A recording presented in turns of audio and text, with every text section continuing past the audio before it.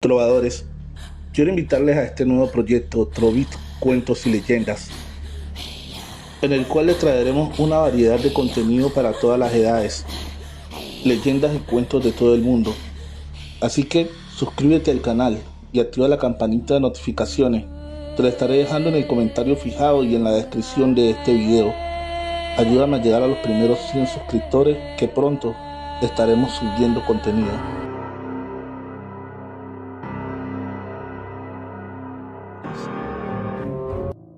Nunca prendas las velas. Escrito por Anaís Bailos. Historias macabras para no dormir. Mi hermana y su hijo me llamaron cerca de las 9 de la noche, argumentando que alguien se había metido a su casa. Y es que ambos vieron un hombre pasar por el patio. Estaban demasiado nerviosos y me susurraban al teléfono que fuera de inmediato. Así que le pedí a Javier, mi esposo, que me acompañara. Afortunadamente vivimos a 2 calles de su casa, así que no tardamos en llegar. Pero al entrar a la casa no encontramos a nadie. Mi hermana estaba hecha un manojo de nervios, al igual que mi sobrino. Así que decidí prepararles un té para calmarlos un poco, cuando de repente grita mi marido: «Ya te vi, cabrón». Salió corriendo a toda prisa hacia el patio. Nosotros salimos tras de él también, solo para darnos cuenta nuevamente que no había nadie. «Esto no puede ser posible», replicaba mi esposo. «Si lo vi bien clarito». «Ay, Javier, te dije que andaba un cabrón aquí, pero ustedes no me querían creer», respondió mi hermana. «Ya cálmense los dos, de seguro ya se fue el fulano ese. Ha de haber estado bien escondido», le dije para tranquilizarlos. «No, Sonia», me respondió mi esposo molesto. «No hay forma de que ese muchacho se haya ido. Ve, está todo muy bien asegurado». «Ay, Javier, no se puede desaparecer de la nada. A lo mejor te lo imaginaste, al igual que mi hermana». «Ya te dije que no. No nos imaginamos nada, Sonia». «¿Cómo es que lo vimos claramente?» «Pues no sé. Aparte que no dices que es imposible entrar si todo está muy bien asegurado». «Por eso mismo es que no lo entiendo.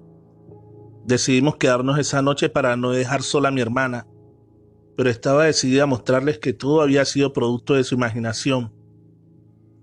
Hasta que en la mañana siguiente estábamos desayunando, cuando escuchamos un pequeño golpe, y al voltear, lo primero que vimos fue un joven que se asomaba por la puerta del patio. Nuevamente salimos en busca de aquel joven, pero nada. El chico seguía sin aparecer. «Ahora sí me crees», me dijo mi hermana. Yo solo asentí con la cabeza, pues ahora aquel muchacho nos estaba viendo fijamente por la ventana de la sala. «Sonia, Sonia, ¿estás bien?», me decía mi esposo al verme que empezaba a palidecer. Le señalé hacia la ventana, pero esta vez nadie salió tras de él. Nos quedamos helados por unos minutos.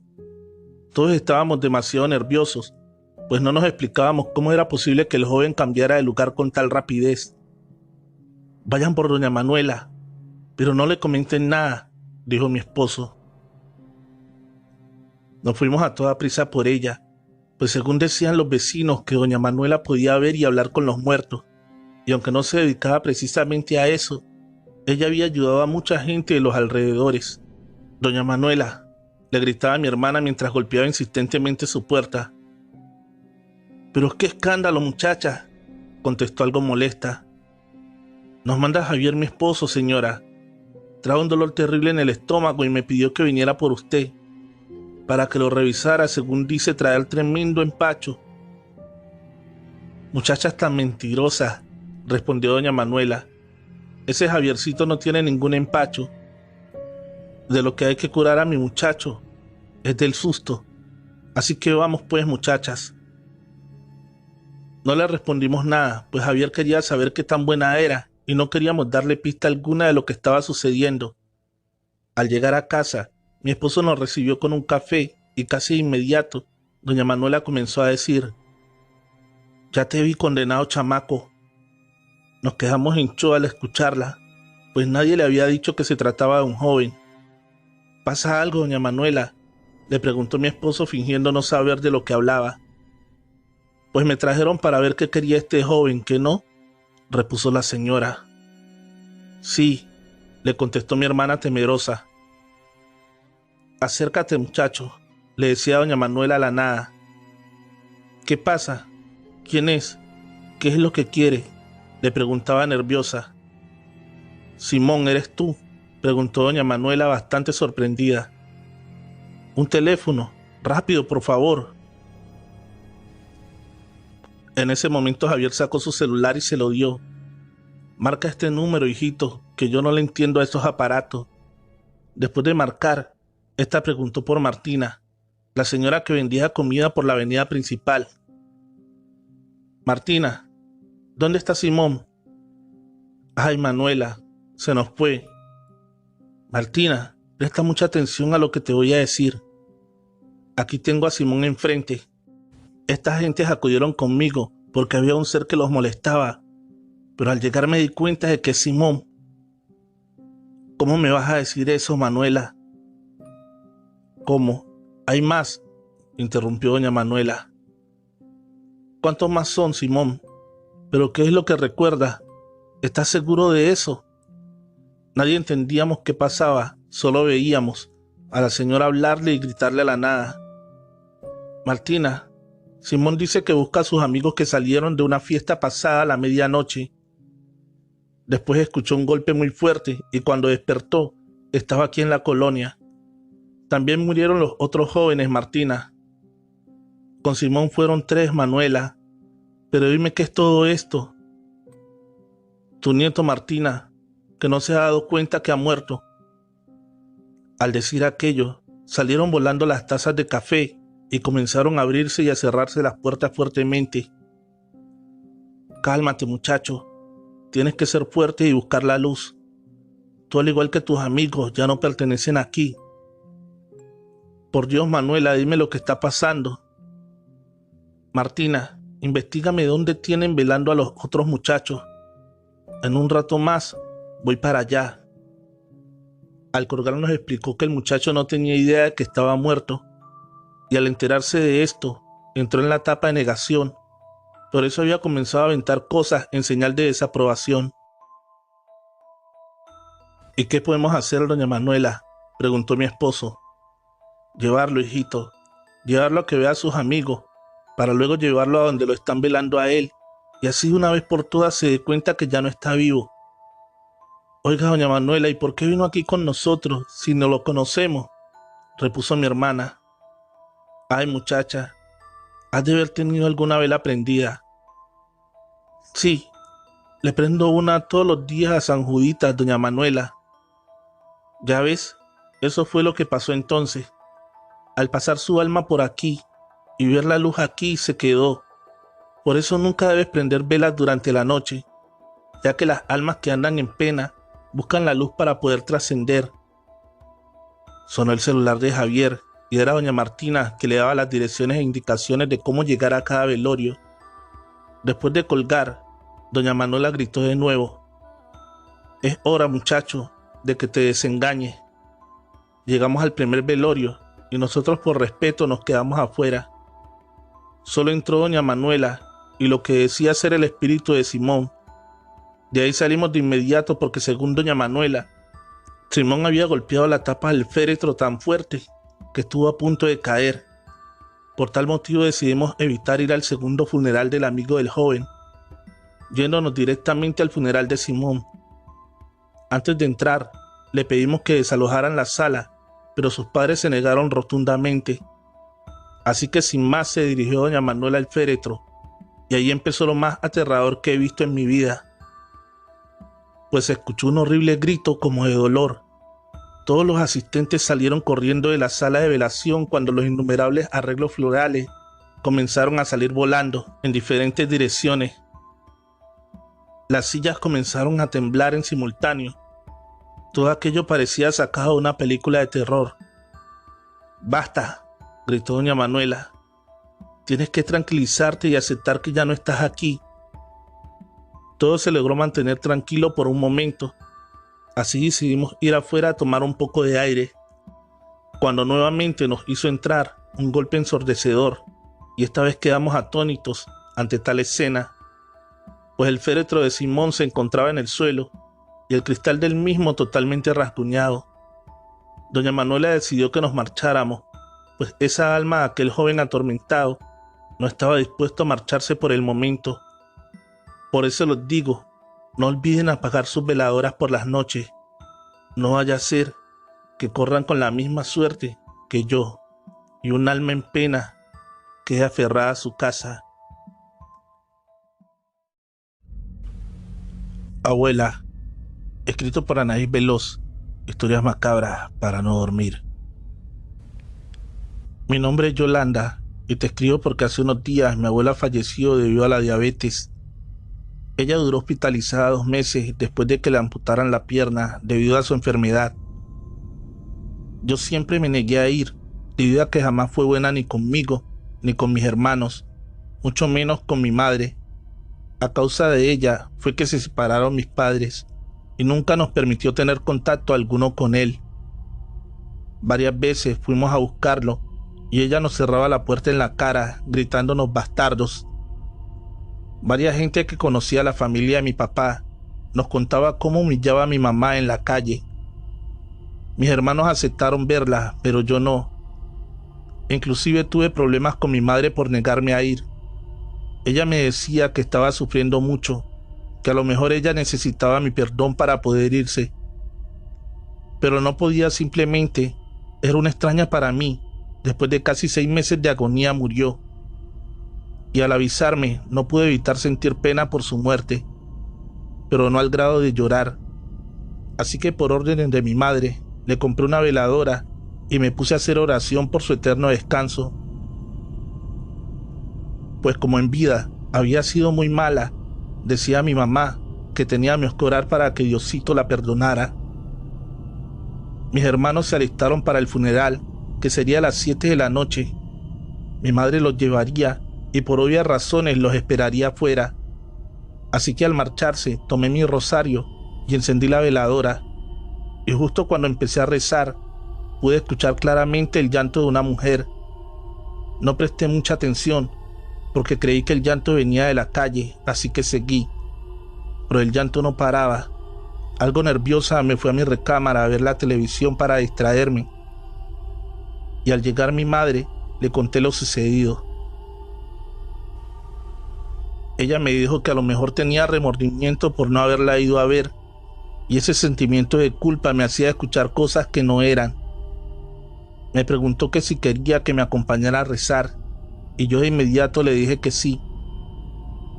Fue ella también por su rosario, y la vela estaba consumida por completo. Así que mi mamá dijo que fuéramos a la tienda por 2 velas más, porque ella estaba necesitando mucha luz, y antes de irnos le puso un vaso grande de agua. Dijo que probablemente también tendría sed. Al volver de la tienda, nos sorprendimos al ver que el vaso de agua estaba totalmente solo. Miré a mi mamá asustada y ella con toda la tranquilidad del mundo fue a llenarlo nuevamente. Nos hincamos frente al pequeño altar que le tenemos a la Virgencita de Guadalupe, encendimos las veladoras y mi madre me pidió que cerrara los ojos y bajara la mirada. Así lo hice, y casi de inmediato que comenzamos a rezar, comenzamos a escuchar los llantos nuevamente de la mujer. Me quise levantar, pero mi madre me tomó del brazo, obligándome a permanecer ahí orando. El llanto cada vez era más fuerte, a tal grado de que salió mi hermano de su recámara para ver qué era lo que estaba pasando.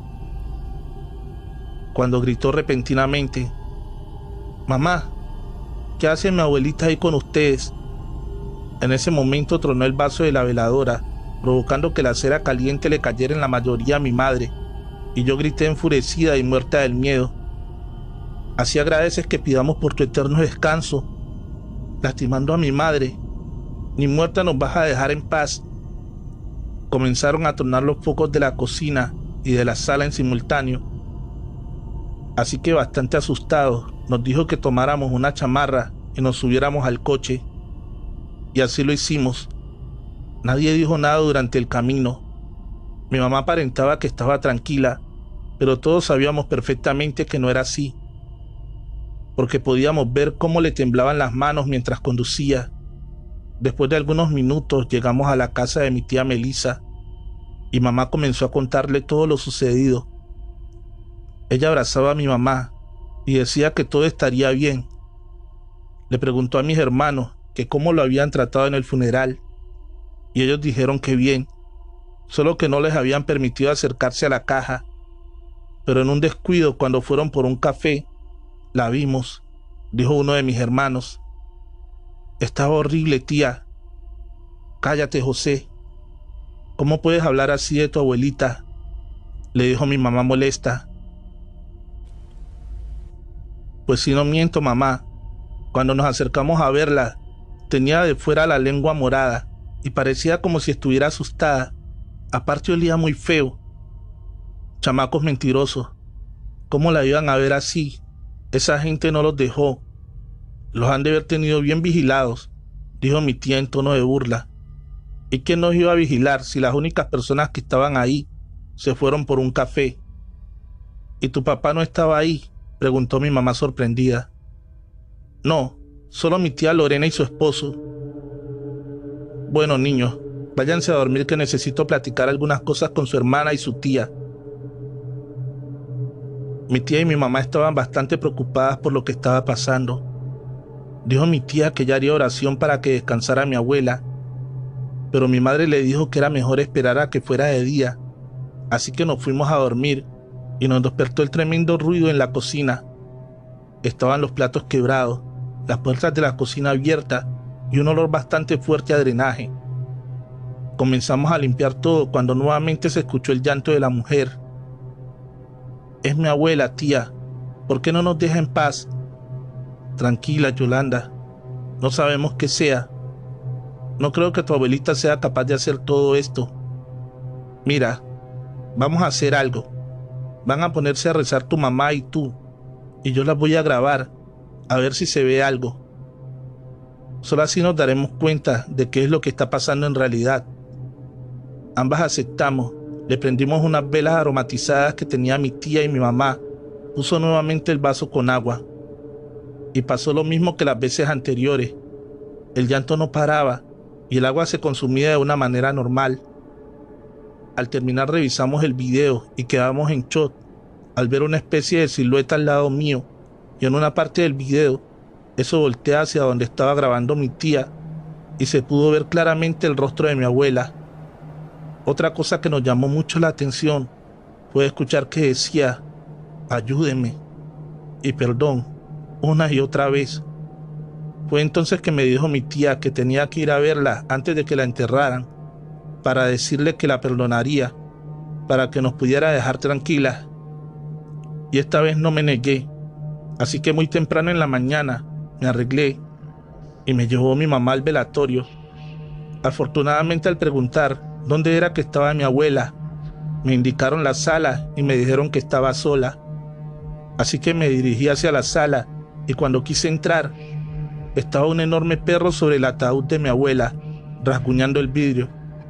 Traté de espantarlo, pero este comenzó a ladrarme y a gruñirme tan fuerte que casi de inmediato llegaron los de seguridad por el escándalo. Ellos se quedaron helados al ver a aquel animal que poco le importaba que hubiera gente. Él seguía sin parar. Estábamos tratando de quitarlo cuando llegó mi tía, culpándome a mí de haber llevado ese animal. Yo no le contestaba nada, solo quería que ese animal se fuera ya. Supongo que mi madre se asustó al ver llegar a la policía, que justo cuando mi madre entró a la sala a buscarme, pudo ver cómo el perro quebró el vidrio y comenzaba a jalar una de las manos hasta arrancarla y salir con ella en el hocico sin que nadie pudiéramos evitarlo. De no haberlo visto mi madre, los de seguridad, mi tía y los policías pensarían que estaba loca. En ese momento mi madre me sacó de ahí y nos fuimos a casa. Ya no asistimos al entierro, pero nos enteramos por terceras personas que mi tía demandó a la funeraria por lo ocurrido con mi abuela. Pero nunca procedió, ya que ellos mostraron los videos de seguridad y en ninguno aparece que el perro entrara o saliera del lugar. Hasta la fecha, los llantos no cesan. Incluso tampoco hemos tenido noticias de mi padre. Jamás apareció ni vivo ni muerto. Dicen que el anillo que llevaba mi abuela en el dedo de la mano que se llevó el perro era un pacto que tenía con el diablo. Otros dicen que mi abuela se llevó a mi padre porque era el que más amaba. Solo Dios sabe qué pasó en realidad y hasta cuándo ella nos va a dejar en paz. Solo pido algún consejo para que por fin pueda descansar en paz. Trovadores, gracias al inmenso apoyo que le han brindado a este canal, es que hemos podido seguir creciendo. Recuerden que una de las mejores formas de apoyar el canal es dejando su pulgar arriba. Agradecería que dejaras un comentario en el que dijeras qué tal te ha parecido esta historia. El extraño caso de Iris, escrito por Anaís Veloz, historias macabras para no dormir. Me gustaría contarte mi experiencia, porque aún no puedo creer lo que viví hace unos meses. Y es que yo jamás he sido creyente de las cosas paranormales, y estoy bastante confundida con el tema. Hace aproximadamente 5 meses, decidí ir con mi novio Jorge a unas cabañas a las afueras de mi ciudad. Estábamos de aniversario y creímos que lo mejor era estar en contacto con la naturaleza. Al llegar ahí, fue lo más normal. Nos dieron la llave de la que sería nuestra cabaña, por fin el fin de semana, y después de instalarnos, decidimos dar una caminata por los alrededores. Tenía muchísimas actividades, bastante geniales, así que opté por dar un paseo a caballo. Nos dirigíamos al establo, cuando vi una mujer parada a la orilla del lago. Eso provocó que cambiara rápidamente de parecer. Le dije a Jorge que olvidara los caballos y mejor fuera a informarse acerca de la pesca. Él, algo extrañado, aceptó, y mientras iba a la administración yo me acerqué a aquella mujer. Al llegar pude sentir una inmensa tristeza y al mirarla a la cara supe que no me equivocaba. «Hola», le dije tratando de hacerle plática. «Es hermoso el lago, ¿no crees?». Ella volteó bastante sorprendida y solo se limitó a decirme: «¿Cómo es que puedes verme?». «Pues, ¿por qué no podría?», le respondí, haciéndome un poco la graciosa. «Hace varios tiempos que nadie me ve», decía bastante afligida. «Me llamo Vanessa», le decía tratando de pasar rápidamente ese momento tan incómodo.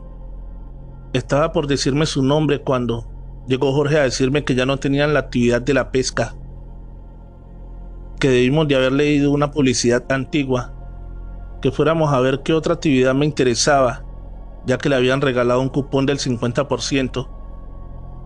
Le dije que sí, solo que invitaría a mi nueva amiga, y él respondió de forma burlesca: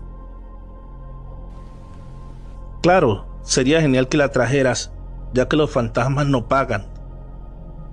«Pero qué grosero eres, Jorge», le dije bastante molesta, y cuando volteé hacia donde estaba la chica, me di cuenta de que había desaparecido. Traté de explicarle a Jorge lo que había pasado, pero él realmente no me tomaba en serio, porque, como te digo, nunca hemos sido creyentes de esas clases de cosas. Quise creer que muy probablemente ella se había marchado mientras platicaba con Jorge, así que no le tomé mucha importancia y le dije a mi novio que nos fuéramos a descansar un poco a la cabaña. Te juro que no entiendo en qué momento se acabó mi energía. Me quedé profundamente dormida, casi de inmediato, y cuando desperté pasaba de la medianoche. Había dormido cerca de 7 horas y aún me encontraba con bastante sueño. Me levanté muy despacio porque no quería despertar a Jorge, que dormía plácidamente. Busqué algo de comer y decidí ir a recepción a comprar un refresco de la máquina que tenían ahí. Pero cuando salí de la cabaña, nuevamente vi a la chica.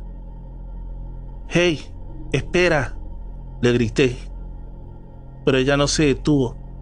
Todo lo contrario, aceleró el paso y se dirigía hacia el lago. Apreté el paso y me fui tras de ella, pero era demasiado rápida, así que no le pude dar alcance. Así que cuando por fin me acercaba al lago, la pude ver bailando y con varias botellas de cerveza en la mano, y tiradas a su alrededor. ¿Pero qué demonios?, pensé.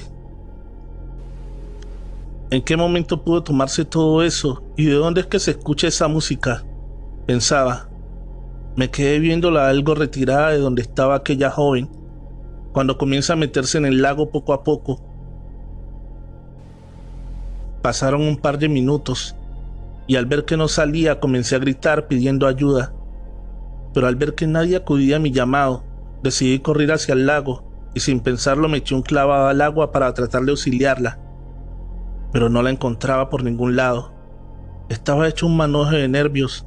Lloraba y gritaba que se ahogaba, que me ayudaran por favor, cuando uno de los trabajadores se avienta al lago a tratar de sacarme. Pero yo trataba de explicarle que no era yo quien necesitaba ayuda, sino la chica que estaba bebiendo.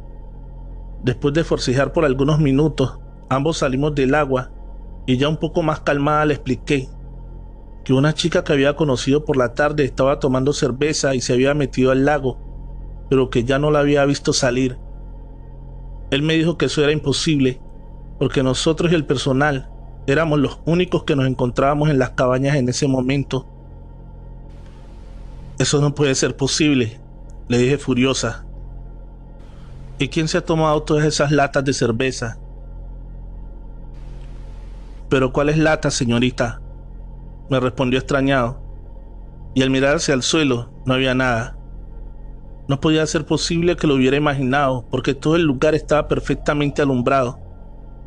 Me pidió que fuéramos a recepción para tomarme un té y un tranquilizante, y al llegar la señorita de recepción, algo alarmada, me preguntó qué era lo que había pasado. Después de contarle lo sucedido, esta palideció casi de inmediato y me contó lo siguiente.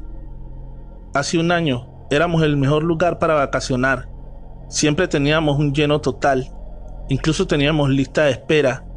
Todo era perfecto hasta que un día llegó una pareja de recién casados. Recuerdo bien que la joven había llegado aún con un vestido de novia. Realmente lucía hermosa. Le dimos nuestra mejor cabaña, cuando a medianoche comienzan a llamarnos los huéspedes de las otras cabañas a quejarse de que escuchaban fuertes discusiones y que la música no los dejaba dormir. Estábamos tan atareados tratando de dejar todo listo para el día siguiente que hicimos caso omiso a las quejas. Cuando cerca de las 3 de la mañana entra a la recepción un chico gritando y llorando, pidiendo ayuda porque no encontraba a su esposa por ningún lugar. En ese momento todo el personal discretamente comenzamos a buscarla. No fue hasta las 6 de la mañana que uno de los trabajadores la encontró flotando en el lago. Tuvimos que llamar a la policía y varias gente se dio cuenta de lo sucedido. Eso ocasionó que las visitas bajaran un 50%, pero lo peor vino después, ya que mucha gente decía ver a una joven junto al lago y varios hombres se ahogaron tratando de rescatarla. Según decían sus acompañantes, es por eso que quitamos cualquier actividad que tuviera que ver con el lago. Pero no entiendo por qué tú estás viva. No supe qué responderle y llena de miedo me fui de inmediato a mi cabaña. Afortunadamente Jorge aún dormía y evité contarle lo sucedido para evitar que se burlara. En la mañana fingí sentirme bastante mal, así que le pedí que buscara una actividad para que se divirtiera un poco. Él se negó al principio, pero después de un rato por fin logré convencerlo. Al marcharse, decidí ir al lago nuevamente. Necesitaba respuestas, y si todo lo que me contaron y lo que vi era verdad, la vería de nuevo muy pronto. Me fui caminando hacia el lago, cuando la vi parada exactamente donde había pasado toda la noche anterior. Llena de miedo me acerqué a ella, pero esta rápidamente se aventó al agua. Me regresé a la cabaña y empecé a empacar mis cosas. Cuando regresó Jorge, le pedí que nos fuéramos de inmediato porque tenía un fuerte dolor de estómago. Este accedió de inmediato, ya que decía que estaba actuando demasiado extraño, y cuando íbamos de regreso a casa, justo cuando pasamos por una curva, mi teléfono comenzó a sonar en repetidas ocasiones, y en la pantalla aparecía el nombre de un hombre. Algo extrañada dejé de perder la llamada, pero este volvía y volvía a sonar. Jorge, molesto, me pidió que contestara porque él creía que yo le estaba ocultando algún romance. Se detuvo en un descanso a orilla de la carretera y contestó mi teléfono, pero nadie respondía, solo una respiración bastante agitada se podía escuchar. Me pedía explicaciones, pero ni siquiera yo sabía qué era lo que pasaba. Así que tomó su teléfono y marcó el número, pero lo mandaba de inmediato a buzón. Pero mi teléfono no paraba de sonar, así que optamos por apagarlo. Y justo cuando íbamos a agarrar carretera, mi teléfono comenzó a sonar nuevamente.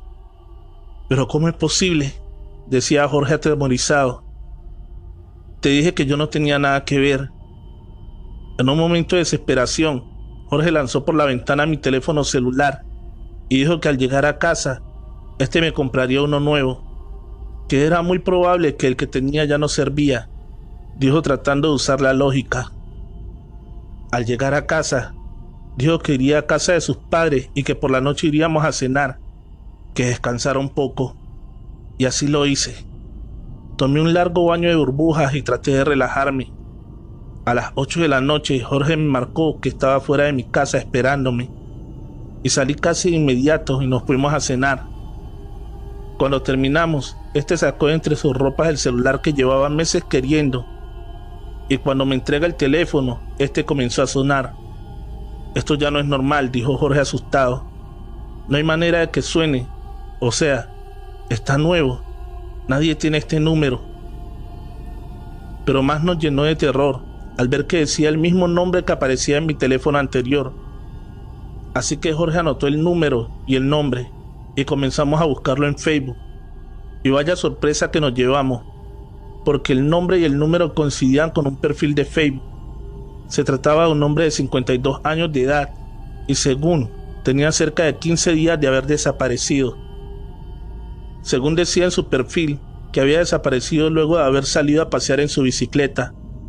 Ahora lo entiendo todo, repuso Jorge.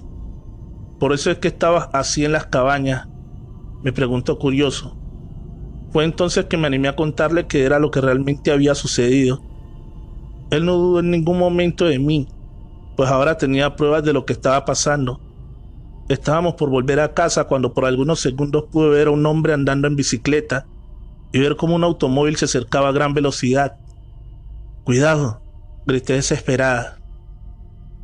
Jorge trataba de calmarme, ya que me encontraba bastante alterada.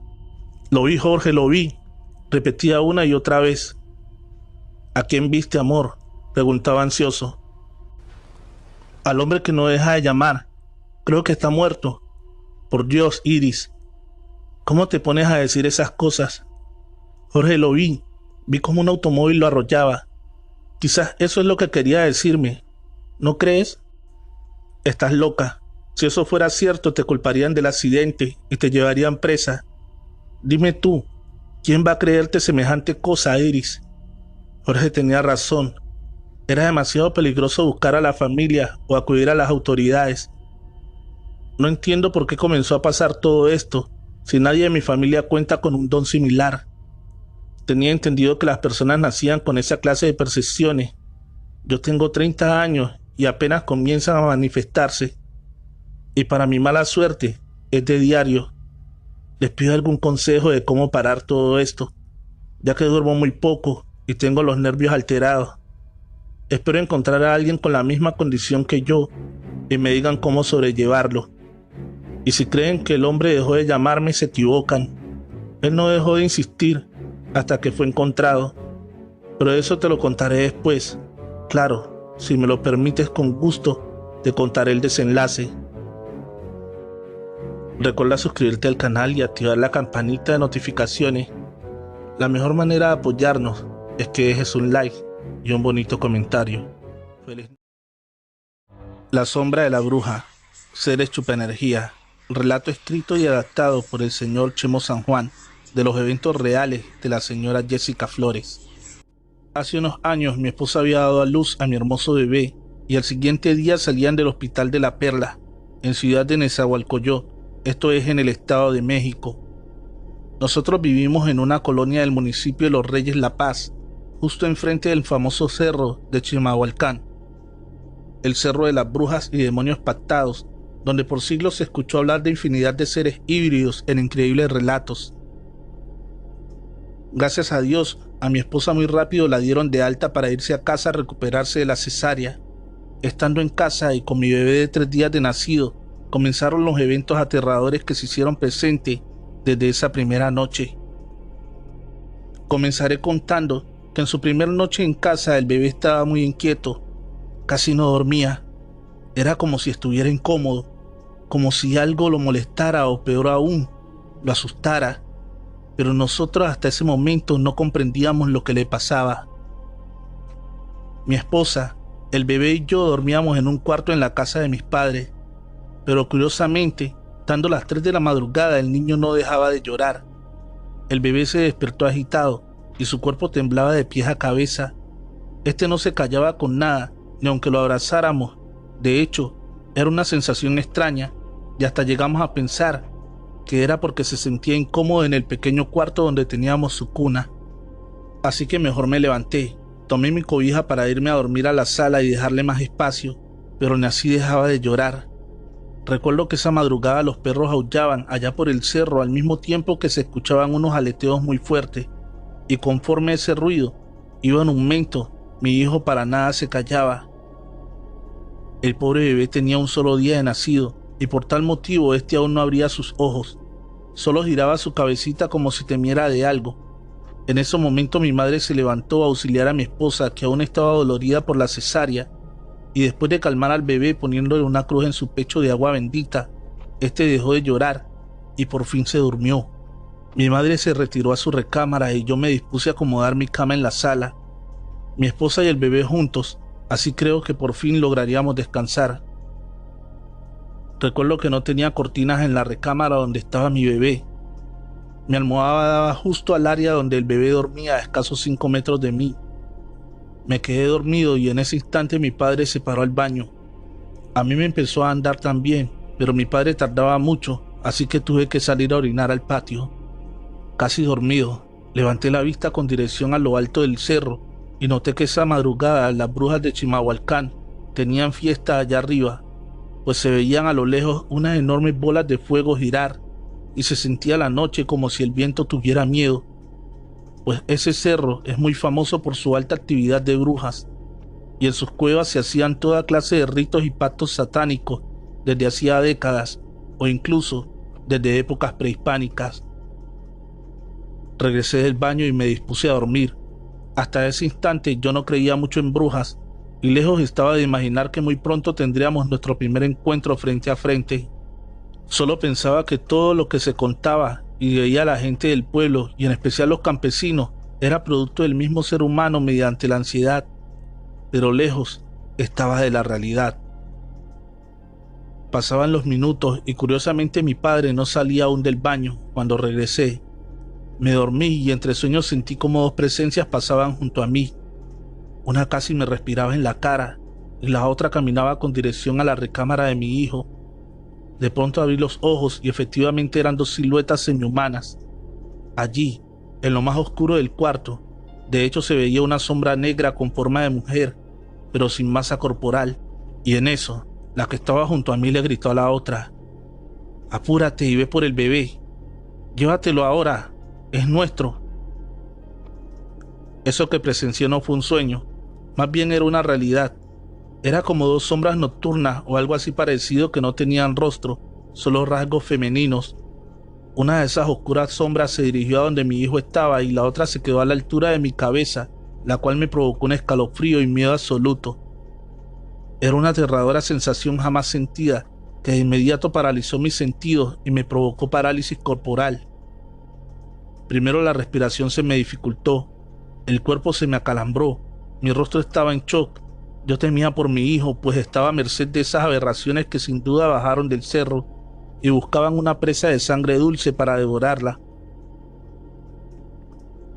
No creía que en mi casa entraron las supuestas brujas, pero tenía que aceptar la realidad. En eso comencé a patalear y a hacer ruidos para que me ayudaran a moverme mis padres, pero era inútil.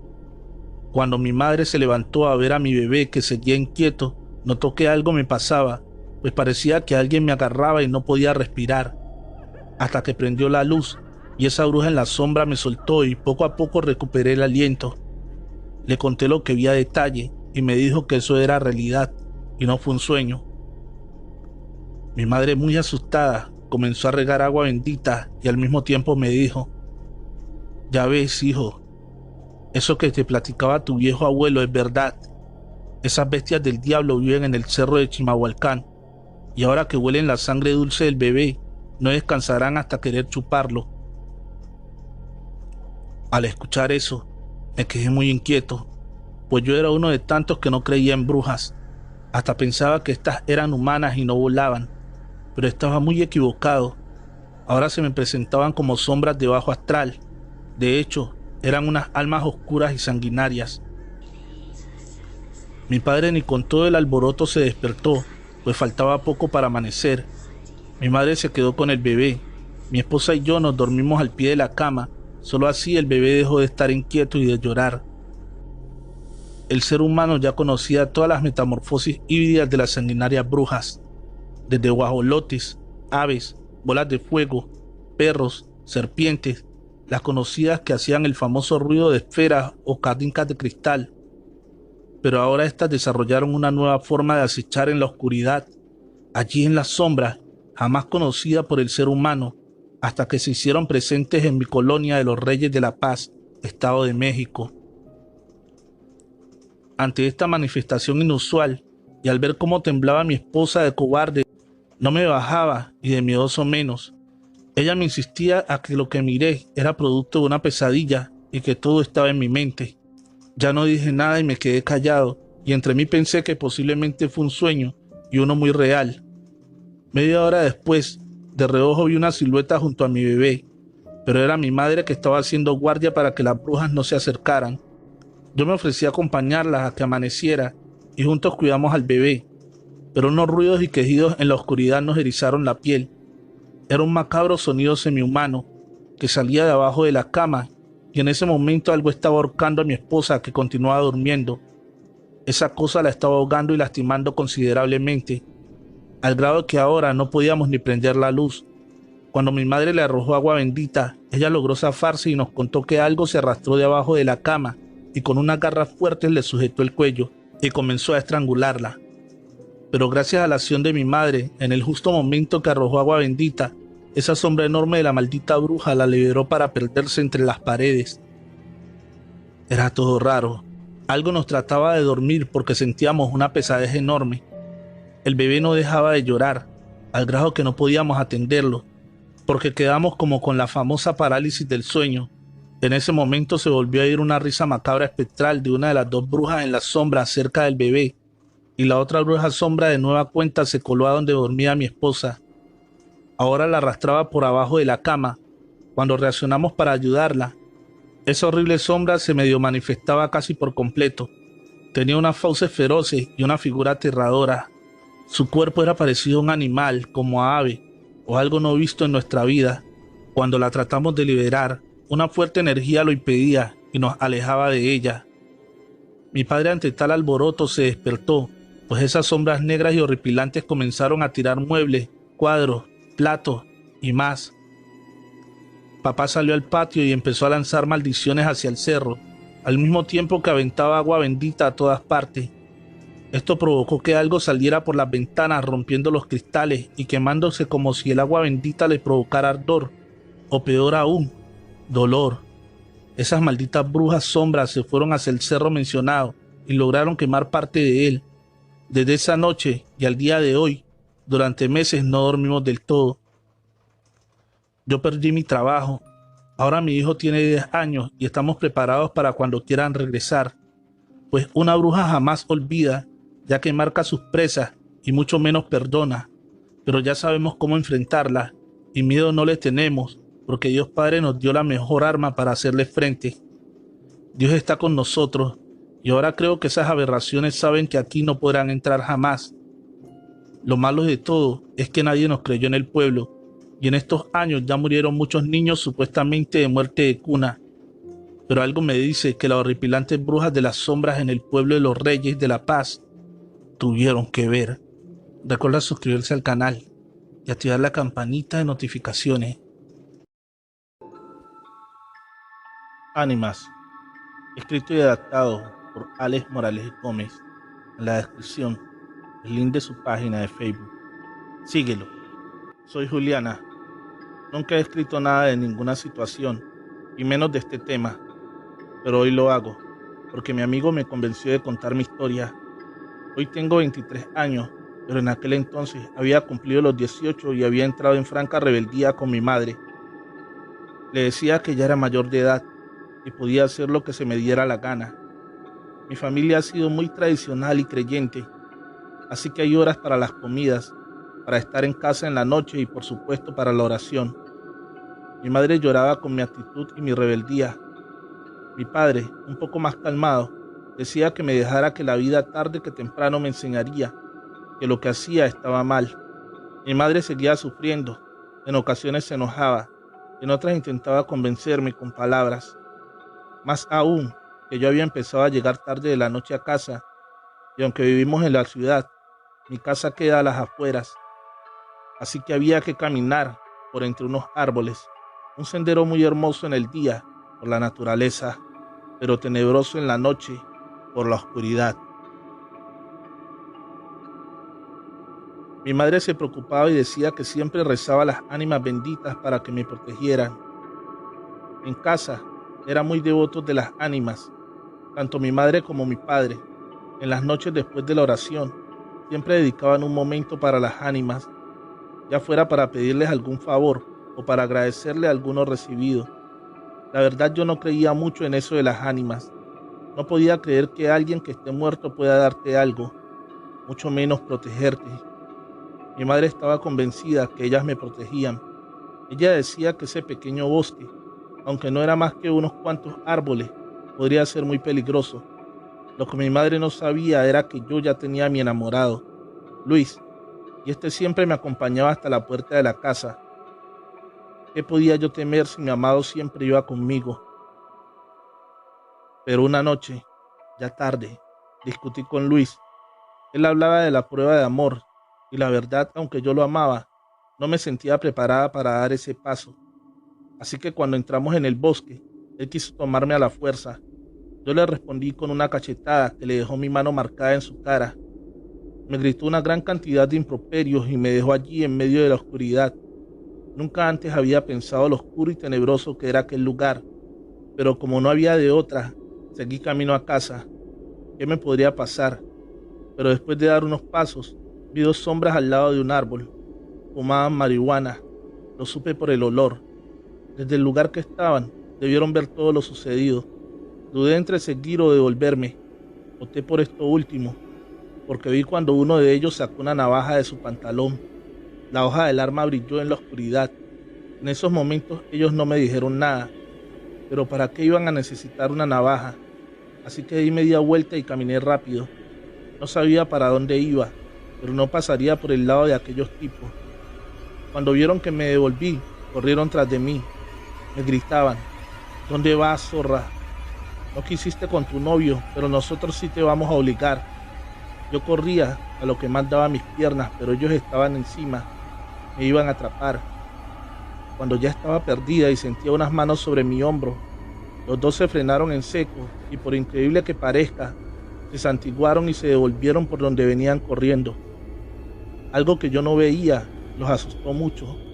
Más que un pequeño susto, era terror, porque al tenerlo tan cerca pude ver sus caras desencajadas de miedo. Yo llegué a donde empieza el bosque o termina, según del lado que viniera. Alcancé a Luis. Pensando que yo había cambiado de opinión, sonrió con malicia y felicidad, pero en un momento vi que se persignó. Me dijo: ¿quiénes eran todas esas personas que venían conmigo? No le respondí. Uno, porque estaba enojada, y dos, porque no le entendí de qué hablaba. Y me dijo: contigo venían unas 20 personas, todas vestidas de blanco, parecían fantasmas. Nada, le respondí. Seguí para la ciudad. Nada tenía que hablar con él. Cuando vio que seguía enojada, me insultó y siguió su camino. Yo no sabía dónde ir, así que al pasar por una iglesia pequeña, una que antes nunca había visto, entré. Quería pedirle a Dios que me protegiera. La iglesia estaba sola. Una pequeña bombilla alumbraba en lo alto del techo. Unas 6 velas iluminaban algunos santos. Estando allí de rodillas, recordé que mi madre siempre me decía: pídele a las ánimas del purgatorio, estas siempre te protegerán. Así que recité esta oración: ánimas del purgatorio, quien las pudiera aliviar. Yo misma daba la respuesta: que Dios las saque de pena y las lleve a descansar. Pero a la tercera ocasión que decía la primera frase, un coro de voces me respondió en la iglesia. No miré para atrás, pensé que se había llenado el lugar, así que recité la frase varias veces mientras la iglesia respondía en coro. Cuando terminé, recé también un Padre Nuestro con toda la concurrencia. El lugar en verdad estaba lleno de personas. Terminé la oración y me persigné. También las personas se escuchaban cuando lo hicieron. Al terminar volteé para agradecerles la compañía en la oración, pero me quedé de una sola pieza. En la pequeña iglesia no había nadie. Estaba sola, como cuando entré. Me quedé sola y pensativa. ¿Qué podía haber sido aquello?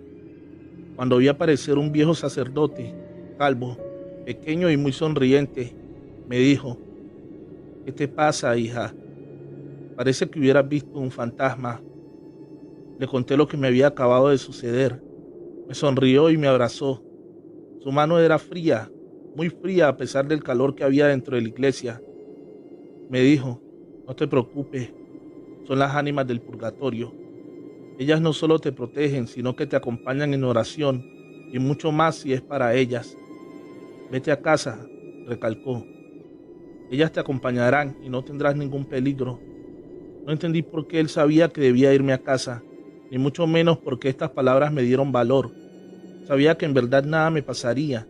Antes de irme le pregunté al sacerdote por qué aquella iglesia estaba abierta tan tarde de la noche.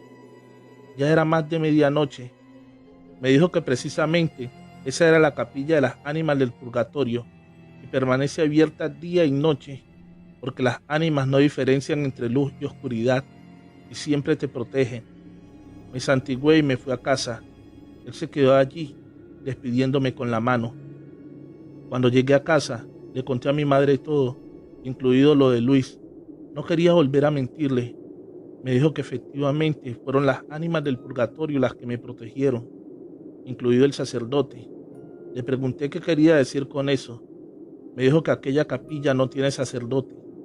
Solo cada día envían uno de la gran catedral a hacer una misa por las ánimas. El que yo vi fue el último que hubo en la capilla.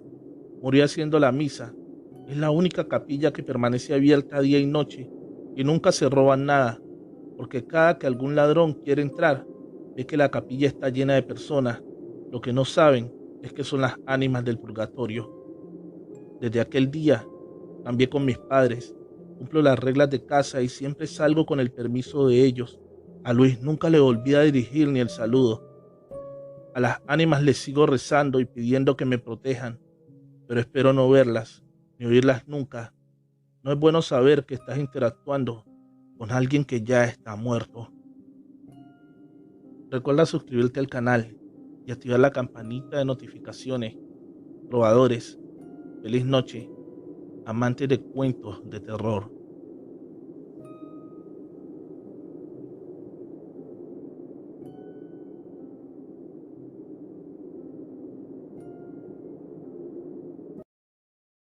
La casa. Estaba por divorciarme del padre de mi hija, Jimena.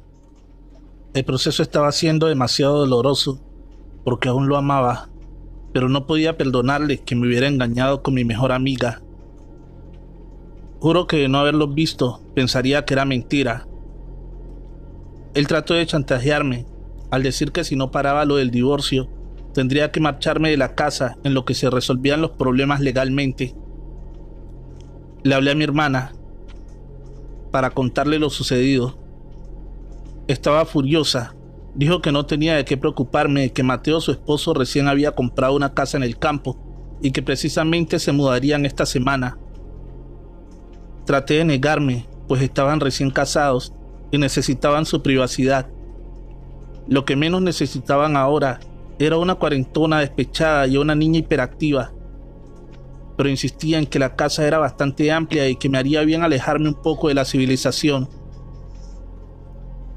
Así que ese mismo día alisté mis maletas y al día siguiente emprendimos el viaje. Ambos nos recibieron de maravilla Incluso se tomaron un par de molestias para que nos sintiéramos como en casa. Estábamos preparando la cena cuando escuchamos a Jimena gritar. Mateo subió a toda prisa para ver cómo estaba y la encontró en un rincón de la habitación llorando. La tomó en sus brazos y la llevó a la cocina. ¿Pero qué fue lo que pasó, cariño?, le pregunté preocupada. Ese hombre, mami, me apretó mi bracito y dijo que nos fuéramos de su casa. Pero aquí solo estamos tu mami, tu tío Mateo y yo, dijo Elena, queriéndola consolar. No miento, dijo Jimena molesta. Diles, mami, que las mentiras solo las cuentan los niños que se portan mal. Bueno, interrumpió Mateo para bajar la intensidad de las cosas. Dile a este señor que ahora es casa de nosotros 4 y no tenemos por qué irnos. Así que dejemos ese tema a un lado y vamos a cenar, que muero de hambre. Después de cenar, Jimena se quedó dormida sobre mis brazos, mientras los adultos bebíamos una copa de vino. Les comentaba que era muy probable que la niña no estuviera tomando muy bien lo del divorcio, y eso lo podía entender. Aunque mi esposo nunca fue tan cercano a ella, estaba segura que le echaba de menos, y ese era un grito de atención. Realmente nunca había sido tan fantasiosa. Les pedí un permiso para subir a acostar a Jimena, y Mateo amablemente me dijo que él me ayudaría, que le diera a la niña. Al dársela, Elena gritó. ¿Pero qué demonios? Supuse que se había molestado por el ofrecimiento de Mateo, así que intenté disculparme cuando ella me interrumpió. ¿Ya viste el brazo de la niña?, decía mientras se acercaba a mi hija y a Mateo, y levantaba la manga de su blusita. Nos quedamos horrorizados al ver que Jimena tenía marcada una huella de una mano bastante grande. La niña no mentía, dijo Mateo bastante sorprendido. Lo que no podíamos descifrar es si estaba quemada o amoratada. Estaba de un color bastante peculiar, entre un rojizo intenso, y tenía varios pedazos púrpura. La quise despertar para saber qué era realmente lo que había pasado, pero Elena me lo impidió. Dijo que era mejor que la dejáramos descansar. Esa noche la llevé a dormir conmigo. Tenía temor de que algo peor le pudiera pasar. Me quedé profundamente dormida debido al tan ajetreado día que habíamos tenido, cuando me despertó el ruido de varias personas corriendo. Se escuchaba tan claro y tan fuerte debido a que el piso era de madera. Estaba muy asustada. Creí que se había metido alguien, así que tomé a Jimena y la puse debajo de la cama. Cuando tocaron estrepitosamente en simultáneo varias de las puertas, tomé a toda prisa la lámpara del buró. Estaba dispuesta a golpear a cualquiera que se atreviera a querer entrar. ¿Están bien?, escuché decir a mi hermana al otro lado de la puerta. Fue entonces que abrí y le dije qué era lo que estaba pasando. No lo sé, hermana. Mateo está revisando que todo esté bien. No quise sacar a Jimena hasta estar segura que no corría peligro. Cuando entra Mateo a la habitación y dice: esto es muy extraño. Todas las puertas y ventanas están cerradas. Incluso está la alarma puesta. Todos nos quedamos mirando sin saber qué hacer o qué pensar. No había vecinos cerca los cuales quisieran asustarnos, así que después de un rato volvimos a dormir. A la mañana siguiente, durante el desayuno, seguíamos sin explicarnos qué había pasado realmente, cuando Jimena nos interrumpe diciendo: mamá, yo sé lo que pasó anoche. ¿Y qué fue lo que pasó, cariño?, le dije mientras la sentaba sobre mis piernas. Son policías que vienen por el hombre que no nos quiere aquí. Elena se echó a reír y eso provocó que mi hija se fuera a su habitación sin terminar de desayunar. Basta, Elena, le dije molesta. Lo siento, hermana, pero es que tu hija tiene mucha imaginación y eso es culpa de tu esposo, que se pone a ver esas series de narcos y no sé qué. Tantas cosas más. Eso debió afectar a la niña. Bueno, ya es suficiente, le dijo Mateo. Es solo una niña y no lo está pasando nada bien. Molesta, Elena se levantó y comenzó a juntar los platos cuando de repente salió volando en dirección a ella el florero que minutos antes habíamos quitado y puesto en la barra para desayunar. Mateo metió la mano para evitar que el florero golpeara el rostro de Elena, y esto le ocasionó una herida bastante grande. Comenzó a sangrar bastante, así que empezamos a lavar su herida para revisar si no había quedado algún vidrio enterrado. Cuando baja Jimena y dice: «Mami, ¿qué pasa?» «Tu tío Mateo ha tenido un accidente, pero ya estamos curándolo». «Mami, al señor no le agrada a mi tía Elena». «Ah, no, ¿y por qué no le agrada, Jimena?», contestó Elena. «Porque dice que eres muy parecida a la zorra que lo entregó a la policía». Mateo se echó a reír enseguida, y a mí se me caía la cara de vergüenza al escuchar decir semejantes barbaridades a mi hija. Obligué a Jimena a pedirle una disculpa a mi hermana, y ella entre sollozos decía querer mucho a Elena, que el hombre malo era quien decía esas cosas feas. La mandé a su habitación y le dije que pensara muy bien en las palabras que había dicho, y al intentar salir de la cocina le cerraron la puerta en la cara impidiéndole salir. Jimena corrió hacia conmigo y me abrazó fuertemente. Cuando comenzaron a abrirse y cerrarse los cajones con tanta fuerza que uno de ellos se quebró y cayó al suelo, también comenzaron a caerse vasos y platos. Lo que más me impresionó, ver cómo el mantel de la mesa parecía bailar en el viento. Mi hermana comenzó a gritar que se detuvieran, pero ese parecía no escucharla. Cuando Elena comenzó a hacer una oración, algo la jaló con gran fuerza, haciéndola que perdiera el equilibrio. Intentaron arrastrarla, pero Mateo y yo la agarramos con gran fuerza.